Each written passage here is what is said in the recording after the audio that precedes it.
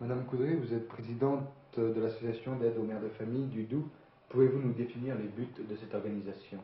L'association de l'aide aux mères de famille du Doubs, enfin, et toute l'association de l'aide aux mères en général, a été créée en 1920 par Madame Édouard Violet. Elle est reconnue d'utilité publique.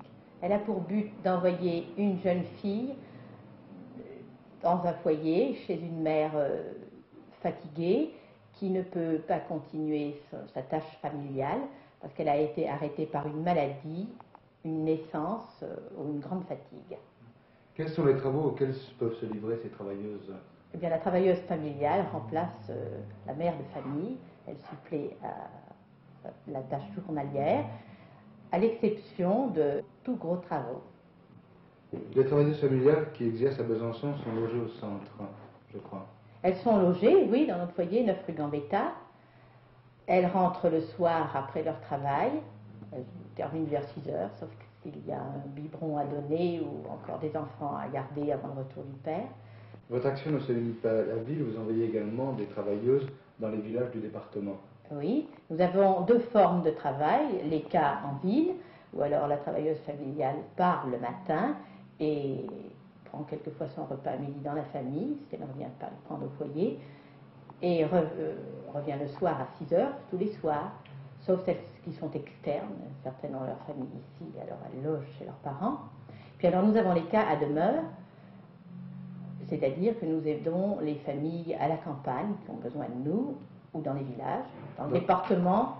Dans ce cas-là, les jeunes filles sont logées par les particuliers. Elles sont logées par les particuliers, oui. Elles restent, et quelquefois par la mairie.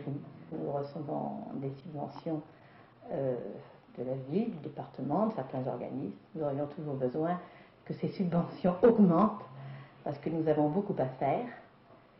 Et d'autre part, nous avons aussi des ententes avec les caisses de sécurité sociale, avec une allocation familiale et avec divers organismes et services sociaux.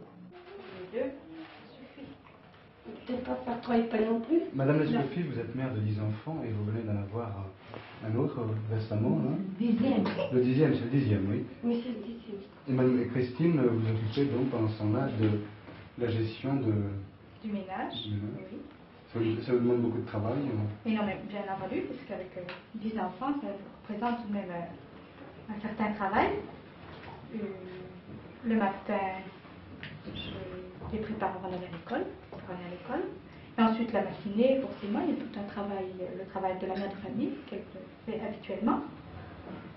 Consiste en un travail ménager courant, les préparations des repas, les repas des 3 enfants, puisqu'il y a 2 jumelles de 1 an, encore 2 biberons à donner, puis le repas de la petite. Madame Claudel, vous avez été malade récemment, vous êtes obligée d'employer une travailleuse familiale. Si vous n'aviez pas eu cette travailleuse familiale, comment auriez-vous fait? Mon mari aurait été obligé de quitter ce travail. Combien avez-vous d'enfants? 5. Donc ça nécessite beaucoup de travail? Vraiment. Pour le manger, pour les laver, les repasser et tout. Tous les travaux habituels du Oui, ménage. vraiment. Mademoiselle Madeleine, vous êtes à Quingé dans une famille, vous êtes travailleuse familiale. Depuis combien de temps? Depuis 17 jours. Et depuis combien de temps faites-vous ce métier? Depuis 7 ans.